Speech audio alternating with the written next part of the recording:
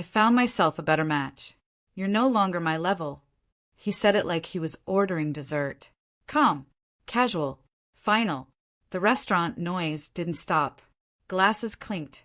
Someone laughed behind me, but I heard nothing else. I looked at him, really looked. Same man who once held my hand in a hospital waiting room. Same voice, just colder now. Sharper, like he'd already erased me. I smiled. Not wide, not fake, just enough. You should have told me sooner, I said. He leaned back, satisfied, like he'd won something. I didn't want to hurt you, he added. That almost made me laugh. Didn't want to hurt me.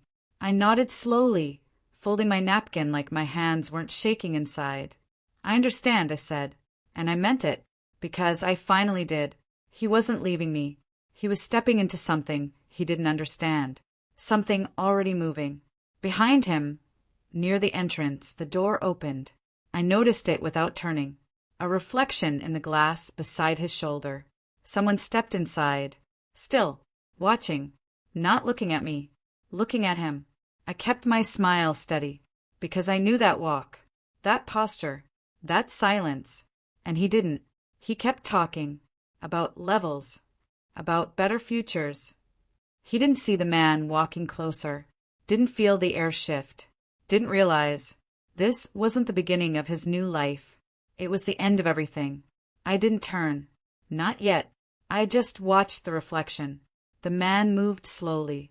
No rush. No hesitation. Like he belonged there. My husband kept talking. You'll understand one day, he said, sipping his drink. I almost asked, understand what? Lying? Replacing me like furniture? But I stayed quiet, because something felt off. The man stopped a few steps behind him. Close enough. Too close for a stranger. I lowered my eyes, pretending to fix my fork. Then I saw it. Shoes. Polished. Dark. Familiar. My chest tightened. No, that didn't make sense. I forced myself to breathe. Are you even listening? My husband asked. I looked up at him. Smiled again. I am, I said softly. That's when the man spoke. Good. Then listen carefully. My husband froze. Just for a second. Then he turned. Slow. Confused. And when their eyes met, something changed. Not shock. Not anger. Fear. Real fear. I'd never seen that on his face before. Stand up, the man said calmly. No raised voice. No threat. But it landed heavy. My husband let out a short laugh. What is this? He tried to play it off. Tried to stay in control. The man didn't react. Just watched him. Quiet. Steady. Then he placed something on the table. Right between us. A thin folder. My husband's smile faded. Mine didn't. Because I already knew. Whatever was inside that folder wasn't meant for me. The folder made a soft sound when it touched the table. Too late, but it felt heavy. My husband stared at it like it might explode. He didn't open it. Who are you? He asked. His voice wasn't steady anymore. The man didn't answer. He pulled out the chair beside us and sat down. Calm, like this was a planned meeting. Like we were late. Open it, he said. My husband looked at me. Just for a second. Like I could fix this. I held his gaze. Then I nodded. Go ahead. His fingers moved slowly, carefully, like touching something dangerous. He flipped it open. First page. His face changed. Not all at once. Small shifts. Eyes tightening. Jaw locking. Color draining. What is this? He whispered. The man leaned back slightly. Page 3, he said. My husband flipped. Faster now. Too fast. Like he didn't want to read. But couldn't stop. I watched him. Every reaction. Every crack. Because I had seen those pages before. Every single one. Every detail. Every lie written clean in black ink. This isn't real, he said. Too quick. Too defensive. The man didn't argue. Didn't explain. Just reached forward. And tapped the bottom corner of the page. A signature. My husband's. Original. Verified. I felt it then. That quiet shift. The moment a person realizes they're not in control anymore. And for the first time all night, he looked at me differently. Not above me. Not past me. At me. Like he was finally asking the right question. And I didn't answer. Because he wasn't ready. Not yet. He looked back at the papers. Then at the man. Then at me. Like the room had tilted. "This is a mistake," he said. "Too fast. Too sharp." The man shook his head once. "No," he said quietly. My husband laughed again. Short. Dry. "Okay. What, this some kind of joke? You think." Page 6. The man didn't raise his voice. Didn't need to. My husband's hand froze halfway through his sentence. Then, slowly he turned the page. I watched his throat move. Swallowing. Hard. His eyes moved left to right. Then stopped. Stuck. "No," he whispered. Barely a sound. His fingers tightened on the paper, wrinkling it, like he could crush what he was reading. "That account was closed," he said. "Not to us. To himself." The man leaned forward slightly. "It wasn't," he replied. Silence. Heavy now. Thick. My husband flipped another page. Then another. Faster. Messier. He wasn't reading anymore. He was searching. For something missing. For something that would prove this wrong. "It's incomplete," he said. Grasping. Reaching.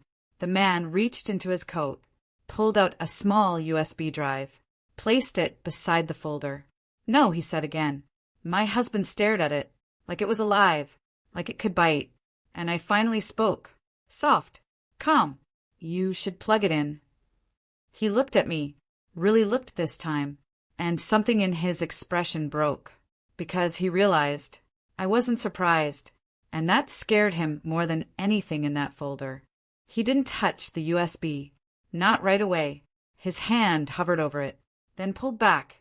"I'm not plugging in anything," he said, trying to sound firm. But it cracked at the edges. The man didn't argue. Didn't push. He just reached across the table. And turned the folder toward me. "Then she can," he said. My husband stiffened. "No." Too quick. Too loud. I tilted my head, slightly. "Why not?" He didn't answer. Of course he didn't. Because we both knew. I slid the USB closer. Felt its weight. Cold. Small. Final. "There's a laptop at the counter," the man added. Still calm. Always calm. I stood up. My chair scraped the floor. Too loud in the silence. I walked. Slow. Steady. Every step felt like a countdown. I didn't look back. Didn't need to. I could feel his eyes on me. Burning. Pleading now. The laptop sat open near the register. Unattended. I plugged it in. Screen flickered. A single folder appeared. Already there. Already waiting. My stomach tightened. That didn't make sense. I clicked it. Files. Dozens. Dates. Transactions. Photos. Videos. I opened one. Then froze. Not because I didn't understand. Because I understood immediately. I looked back at the table. At him. His face had gone pale. Lifeless. And in that moment, I realized something worse than betrayal. This wasn't just about leaving me. This was about everything he'd been hiding. And I had just opened the part he never thought I would see. I didn't move. The screen glowed in front of me. Cold light. Sharp truth. I clicked another file. Then another. Each one worse. Each one clearer. Accounts I'd never heard of. Transfers I never proved. Names I didn't recognize. But one thing stayed the same. His signature. Everywhere. I felt something shift inside me. Not shock. Not even anger. Clarity. I turned the laptop slightly. So the screen faced him. He was already standing now. Halfway between running and collapsing. "Say something," he said. But it wasn't a demand. It was a plea. I walked back slowly. Didn't rush. Didn't hide it. The man stayed seated. Watching. Always watching. "You said you found someone better," I told him quietly. My husband shook his head. This isn't what it looks like." I almost smiled. Because that line, I'd heard it before. From other people. On other cases. "Then explain it," I said. He couldn't. His mouth opened. Closed. Nothing came out. The man finally stood. Stepped closer. Close enough now that there was no space left. No more explanations, he said. My husband stepped back, hit the edge of the table. Trapped. Who are you? He asked again. But this time, he already knew the answer mattered. The man looked at him, then at me, and spoke. I'm here to collect.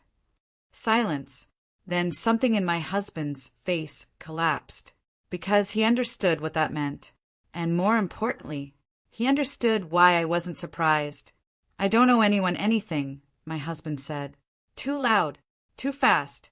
He looked around like the room could save him. No one was watching. No one cared. The man didn't react. You owe more than money, he said quietly. That landed harder. My husband's breathing changed. Short, uneven. He looked at me again, desperate now. You set this up, he said. Not a question. An accusation. I didn't answer right away. I let it sit, let him feel it. Then I nodded. Slow. Yes. He flinched, like the truth hit him, physically. You knew, he asked. His voice dropped. Small now. I knew enough, I said.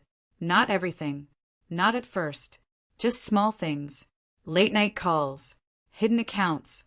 That one message he forgot to delete. A name. The same name that brought this man here tonight. You could have talked to me, he said. Still trying. Still reaching. I did, I replied. You just didn't listen. Silence again. But this time, it felt final. The man stepped forward, placed a hand on my husband's shoulder. Firm. Controlled. We're done here, he said. My husband didn't fight. Didn't argue. He just looked at me one last time, searching for something. Forgiveness. Help. Anything. I held his gaze. Steady. Because this wasn't revenge. This was consequence. And as they turned to leave, he finally understood. I wasn't the one who destroyed his life. He did. They didn't get far. 3 steps. That's all it took. Wait, I said. My voice cut through the room. Clear. Calm. They both stopped. My husband turned first. Hope. Still there. Still alive. The man looked back at me. Careful now. Watching. I walked toward them. Slow. Measured. Every step mattered. I'm not going with you, my husband said quickly, like saying it would make it true. I stopped in front of him, close enough to see everything. The fear, the regret, the realization. I know, I said. He blinked. Confused. I reached into my bag, pulled out a thin envelope, placed it in his hand. He didn't want to take it, but he did. What is this? He asked. His voice barely held. Open it. He hesitated, then tore it. Papers slid out. He read the first line and froze. Divorce. Signed. Filed. Final. No, he whispered, but I shook my head. It's done. He looked up at me, broken now, completely. This isn't fair. That word again. Fair. I almost smiled. You were right, I said quietly. I'm not your level anymore. Silence. Heavy. Final. The man beside him spoke softly. Time to go. This time, he didn't resist.